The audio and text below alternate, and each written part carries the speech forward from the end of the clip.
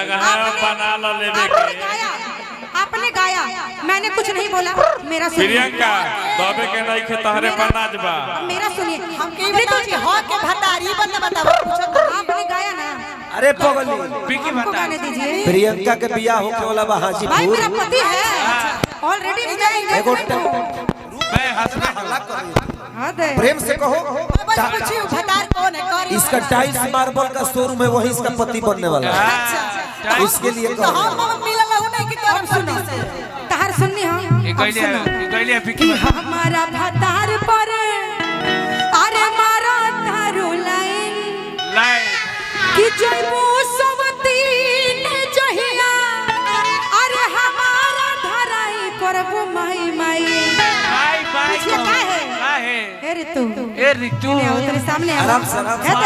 ए ऋतु कि जइबो सबतीन जहिया उठावे के बता देबे अरे हमारा धराई करबो माई माई का तो मारब झोटा लटकाई करबो माई माई।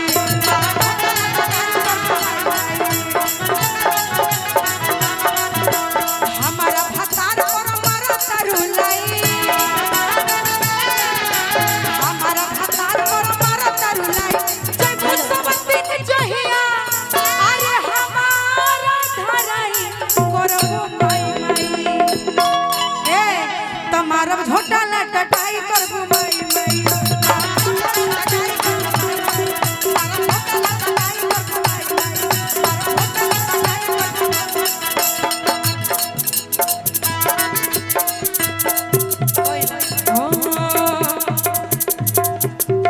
कि तू तो लइकन में किंग लागेलो। मेरा ये गाना है सुनिएगा कि सब लइकन में किंग लागेलो। ए भैया पवन सिंह लागेलो। सब लइकन में किंग लागेलो। ए भैया पवन सिंह लागेलो। जब मारेला तू मुस्किन तो नी तू तो सबसे रंगीन लागेलो। तू तो मारेला जो मुस्किन तो नी तू तो सबसे रंगीन लागेलो। कि सब लइकन में किंग लागेला का कि सब लइकन में किंग लागेला। ए भैया पवन सिंह लागेला। सब लइकन में किंग लागेला।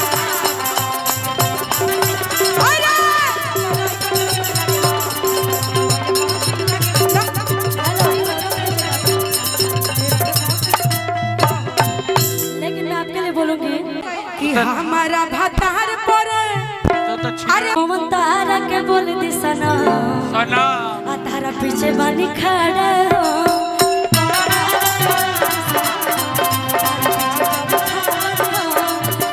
तारा के बोल दी सना तारा पीछे जब खड़ा बनियो।